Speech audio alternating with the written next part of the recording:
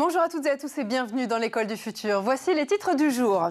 À travers de ces vidéos au format court, il vulgarise la cybersécurité pour tous, du danger du Wi-Fi public aux précautions à prendre pour se prémunir des virus informatiques. Micode aborde de nombreux sujets sur sa chaîne YouTube et on en parle dans un instant. Et puis elle est avec nous aujourd'hui en plateau, elle s'appelle Milly Adey et elle a toujours une idée derrière la tech. Bonjour Milly. Bonjour. Quel va être l'objet de votre chronique aujourd'hui? On va parler de la place des parents dans l'école. On en parle dans un instant et puis vous le savez, on vous présente régulièrement dans cette émission les portraits de jeunes femmes, des lauréates du prix Jeunes Talents L'Oréal UNESCO pour les femmes et la science. Et bien aujourd'hui, nous avons la chance de recevoir l'une d'elles en plateau aujourd'hui, en duplex avec nous. Son objet d'étude, les atmosphères d'exoplanètes situées à des milliers d'années-lumière qu'elle explore grâce aux données du télescope James Webb. On va en parler avec elle, Ashreen Direk. Bonjour Ashreen. Bonjour. Bonjour, merci infiniment d'être en duplex aujourd'hui avec nous dans l'école du futur. Vous êtes docteur en astrophysique. On en parle dans un instant, juste après le focus. Chercher, comprendre, expliquer ou encore simplifier. Voilà ce à quoi ressemble la chaîne YouTube de Michael de Mariave, un peu plus connu sous le nom de Micode. Cet addict de la technologie est notre focus du jour, signé Jean Martineau. Il y a 2 mois, on a décidé de lancer une immense expérience statistique en envoyant plus de 10 000 CV à des recruteurs. L'objectif, répondre à 4 questions qu'on s'est tous déjà posées. Est-ce que c'est grave de ne pas avoir une orthographe irréprochable? Est-ce que sur sa photo, il vaut mieux être souriant ou plutôt sérieux? À quel point le fait d'avoir fait une grande école va vraiment augmenter les chances de passer la première sélection? Il traite principalement d'informatique, de cybersécurité et plus généralement des enjeux du numérique. Micode est une star d'Internet qui parle d'Internet. Véritable geek, il se passionne très tôt pour la programmation et le développement informatique. Il se lance sur YouTube en 2017. Il est alors en première année d'IUT. Offrant un contenu de vulgarisateur du numérique, il fait face à une concurrence quasi nulle dans le domaine et dès le lancement de sa chaîne, il pulvérise les compteurs. Ah ouais, clairement, je l'ai lancé en janvier et en avril, effectivement, on était à 200 000. Et je me souviens d'un seul week-end, par exemple, où on a pris 30 000 abonnés. Les abonnés augmentent à une vitesse grand V et sa chaîne YouTube devient incontournable. L'ascension est telle qu'un an après son lancement, la chaîne de Michael est référencée dans une publication du ministère français de la Culture, inventoriant les chaînes YouTube culturelles et scientifiques adaptées à un usage éducatif.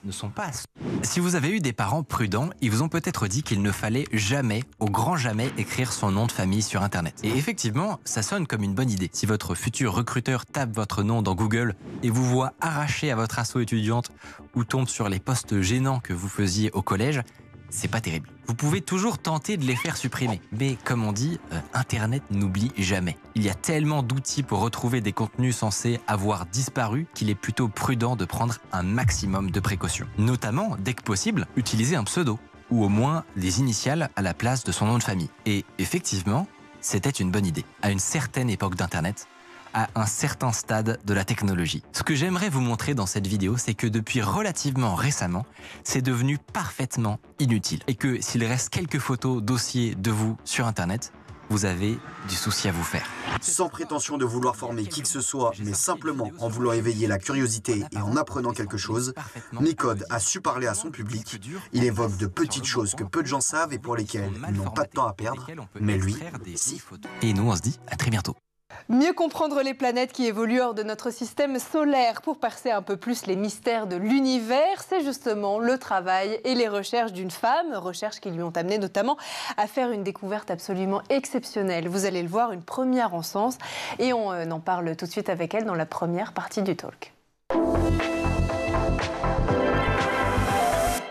Et elle est avec nous aujourd'hui en duplex pour en parler. Ashreen Direk, vous êtes docteur en astrophysique. Je l'ai dit en introduction, votre objet d'étude à vous en tant qu'astronome, ce sont justement ces atmosphères d'exoplanètes situées à des milliers d'années-lumière de la Terre, grâce aux données notamment du télescope James Webb. C'est quoi, peut-être une première question pour commencer, une exoplanète, Ashreen? Alors, une exoplanète, c'est une planète qui va tourner autour d'une autre étoile que notre Soleil. Donc, c'est un monde qui est ailleurs, autour d'une autre étoile. En quoi vos recherches, elles consistent concrètement, Ashreen, justement, autour de ces exoplanètes? Alors, ces exoplanètes, elles vont nous envoyer des informations. Donc, on va essayer de comprendre un petit peu comment elles sont formées, comment elles évoluent, pourquoi elles sont là, pourquoi nous aussi on est là. Et donc, moi, ce que je vais faire, c'est récupérer les données que nous envoient les télescopes et les analyser pour comprendre un petit peu mieux ce que c'est qu'une exoplanète et ce qu'elle fait autour de son étoile. Donc vous êtes lancé quelque part dans une sorte de chasse aux exoplanètes un petit peu partout dans notre atmosphère, c'est ça? Alors moi, ce que je regarde, c'est un peu les exoplanètes autour de nous. Alors moi, je ne les cherche pas. Je travaille avec les exoplanètes qu'on a déjà trouvées et j'essaye de comprendre un petit peu les molécules qu'il y a dans leur atmosphère, essayer de voir si ça ressemble aux molécules qu'on a dans notre système solaire, donc déjà autour de la Terre, mais aussi dans d'autres planètes dans notre système solaire, et voir un peu si c'est similaire, si c'est différent, essayer d'un peu comprendre ce que nous, on fait là autour de notre Soleil. Et donc ça, vous le faites notamment avec un télescope dont on a beaucoup parlé ces dernières années, le télescope James Webb. À quoi il vous sert justement exactement? Comment vous l'utilisez aujourd'hui, depuis la France, pour aller explorer un petit peu ce qui se passe là-haut dans les étoiles? Alors James Webb, il n'est pas du tout autour de la Terre, il est loin dans le système solaire, il est à 1,5 million de kilomètres de la Terre. Et donc, il nous envoie des données et sur Terre, on a des antennes un peu partout autour de la Terre pour récupérer les données du James Webb. Et ensuite, toutes ces données, elles sont stockées à la NASA aux États-Unis. Et après, nous, les chercheurs en France et ailleurs à l'international, on peut télécharger ces données et les regarder. Alors, vous avez donc détecté à Shrine pour la première fois, toute première fois et une première en science, des photons provenant d'une exoplanète rocheuse et tempérée comme la Terre. Une planète rocheuse, c'est justement une planète comme la Terre aujourd'hui, c'est comme ça qu'on pourrait la définir? Oui, tout à fait. En fait, une planète rocheuse, on met ça par rapport aux planètes gazeuses, c'est une planète qui a un cœur rocheux comme la Terre et comme en fait les 4 premières planètes de notre système solaire, les 4 rocheuses de notre système solaire. Et donc l'idée, c'est qu'on essaye de trouver des planètes similaires, mais ailleurs, dans d'autres systèmes que le système solaire. Et donc il y a cette planète qui a été trouvée, en fait il y a ce système de 7 planètes rocheuses qui a été trouvé par une équipe qui est en Belgique, qui vient de Liège. Et donc, on essaye aujourd'hui d'étudier ces planètes grâce au James Webb. Et pour la première fois, avec le James Webb, on a réussi à détecter la lumière que nous émet cette planète.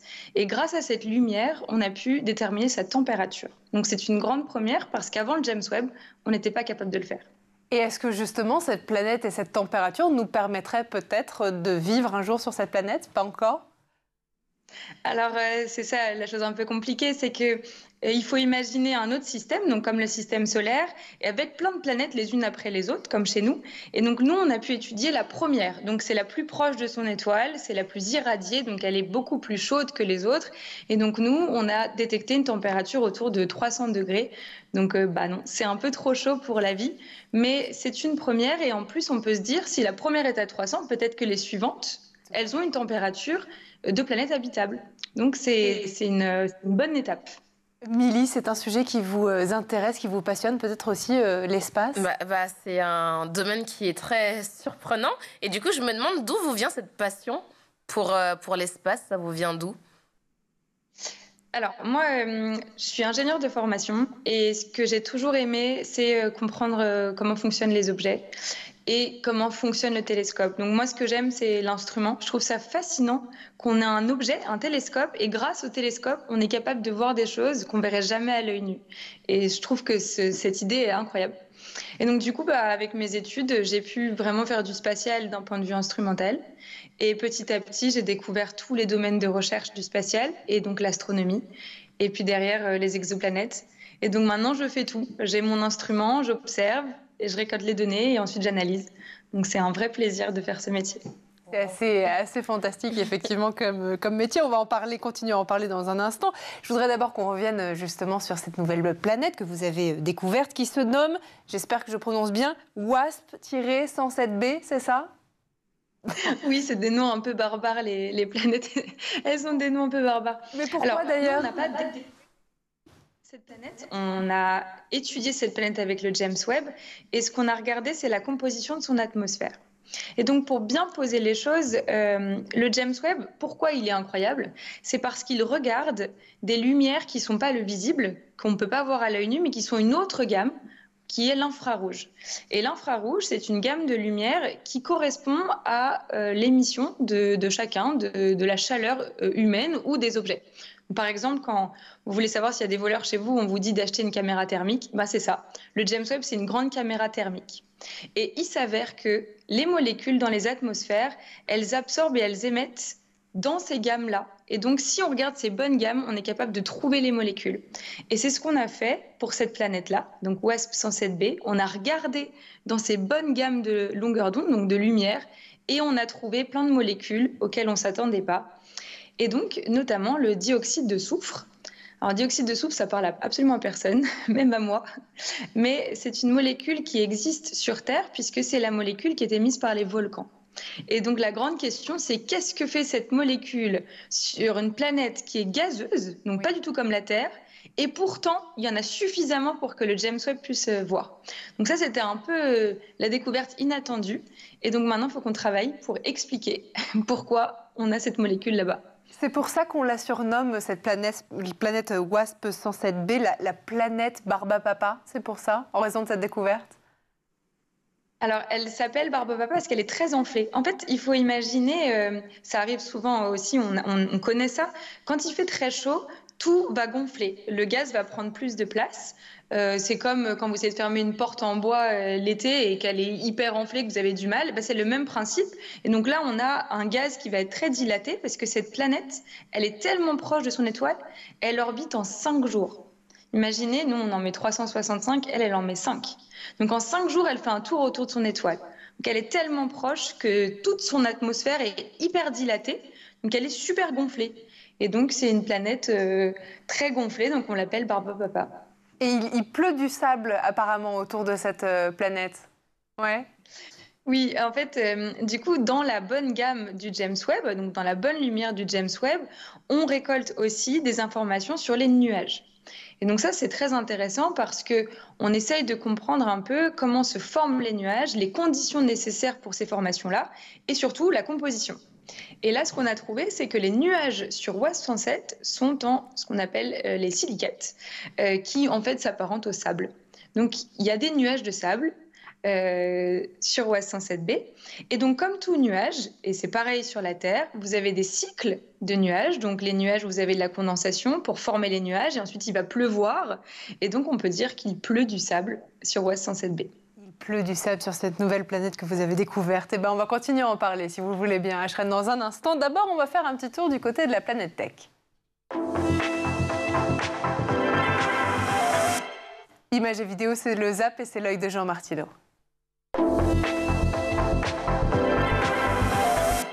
Images et vidéos, c'est le Zap et c'est l'œil de Jean Martineau. I want you, I need you, oh God, don't take these beautiful things that I've got. Please stay. I want you, I need you, oh God, don't take.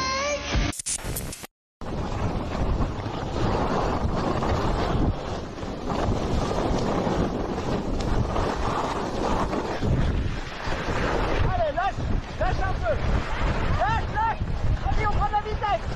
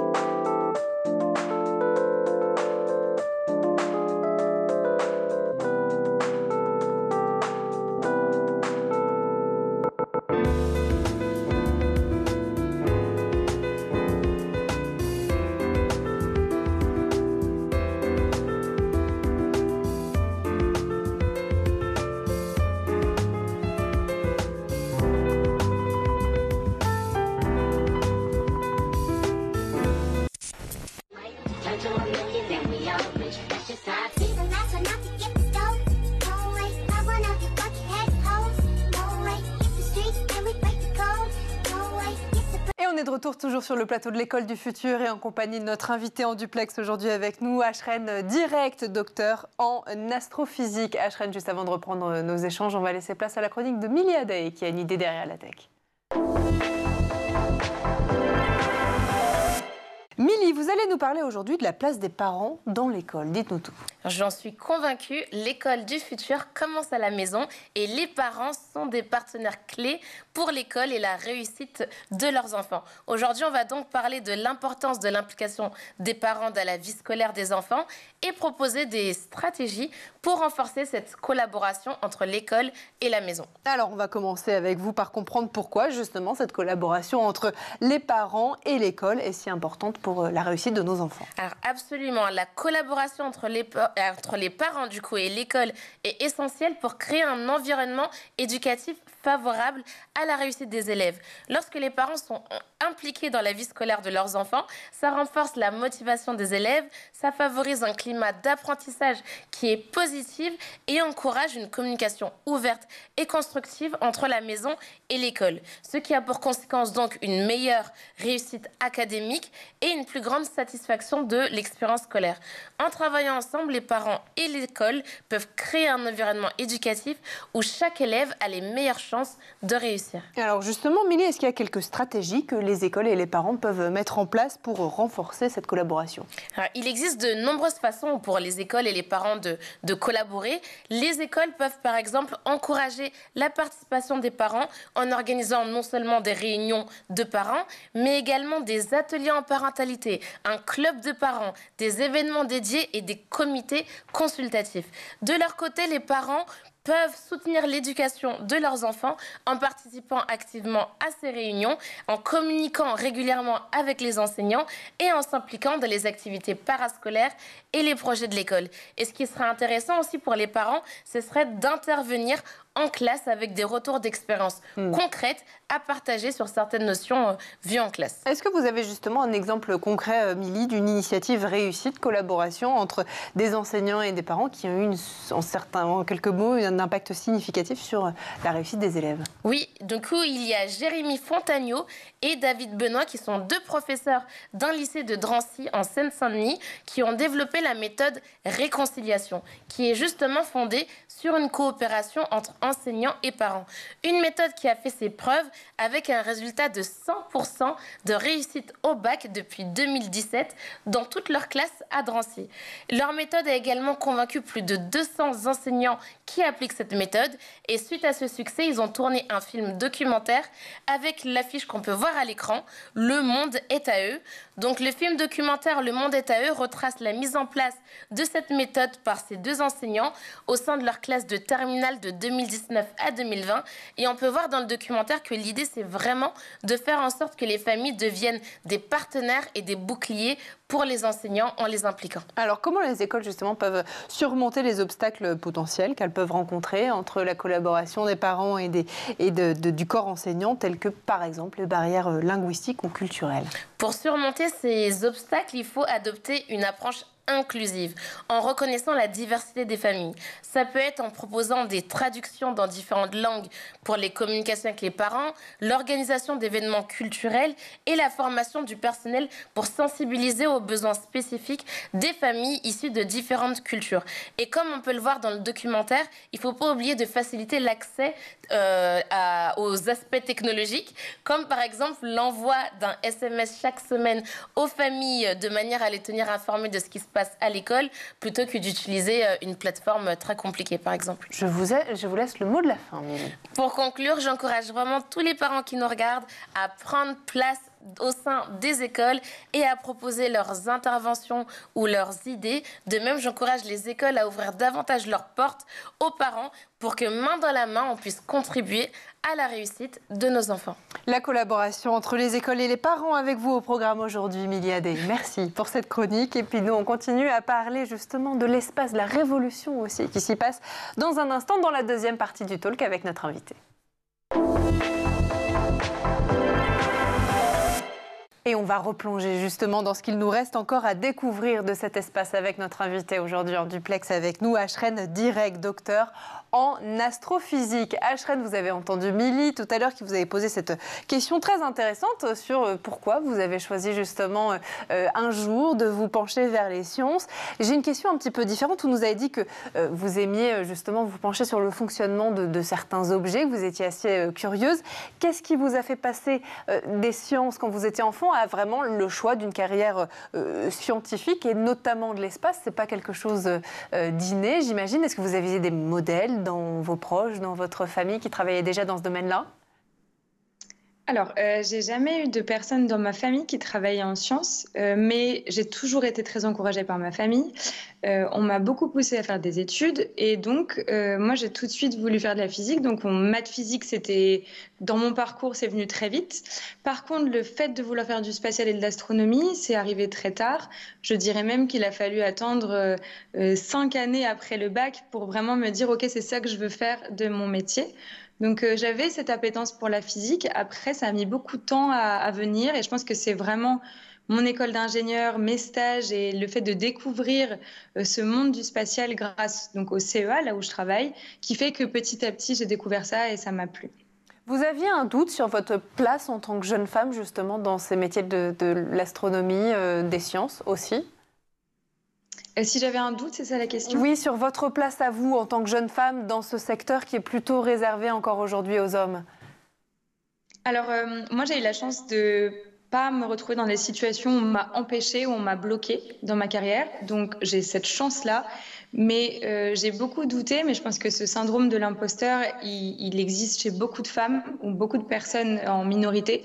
On doute toujours, en fait, finalement, de nos capacités dans un monde où on n'est pas représenté. Après, moi, j'ai la chance d'avoir eu un super parcours grâce aux gens qui m'ont soutenue, grâce à mon directeur de thèse, grâce aux équipes et à ma famille qui ont toujours été là. Mais ce qui se passe aujourd'hui, c'est que comme je m'en rends compte maintenant, c'est surtout aider les nouvelles générations ou les personnes qui n'ont pas cette chance.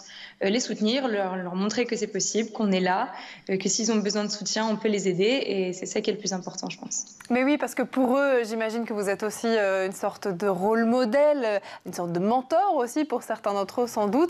Est-ce que vous, qui n'avez peut-être pas eu encore, quand vous avez commencé ces rôles modèles à qui vous identifiez, c'est absolument essentiel de justement transmettre? Oui, je suis d'accord. Parce qu'en fait, en sciences, les rôles modèles, ce sont des femmes. En général, la personne, c'est Marie Curie. C'est la seule qu'on connaît, c'est la seule qui a eu les prix Nobel. C'est un peu loin comme rôle modèle parce que c'est une personne tellement extraordinaire que nous, quand on arrive derrière, on ne sait juste pas par quel bout prendre le truc. Et donc, c'est important d'avoir des personnes qui sont d'un niveau intermédiaire, des jeunes femmes en général, ou des jeunes chercheuses, à qui on peut parler, à qui on peut vraiment soumettre nos doutes et nos problèmes et qui montrent la voie à suivre et les études à faire et comment faire et qui montrent que c'est beaucoup plus facile, entre guillemets, que ce que ça en a l'air, que c'est possible, il faut juste essayer.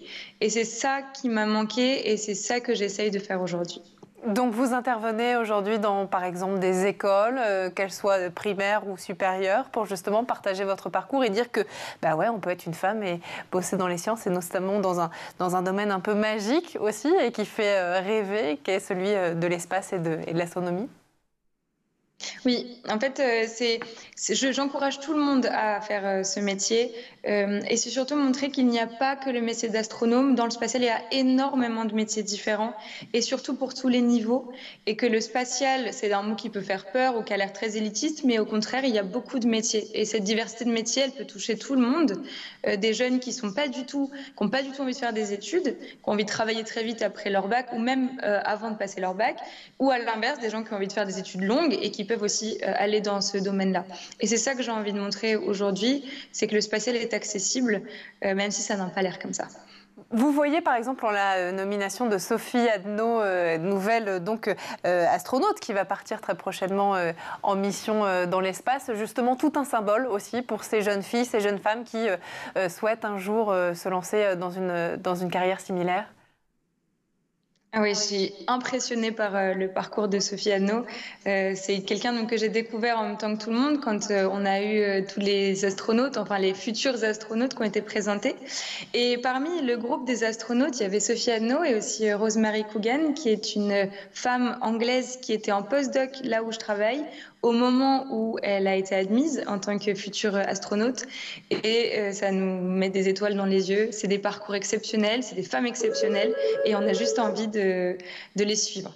C'est tout un symbole, effectivement, et on l'imagine. Ashren, vous faites aussi partie des 35 jeunes chercheuses françaises qui ont été désignées lauréates du prix Jeunes Talents pour les femmes et la science, décerné par la Fondation L'Oréal en partenariat avec l'Académie des sciences et la Commission nationale française pour l'UNESCO.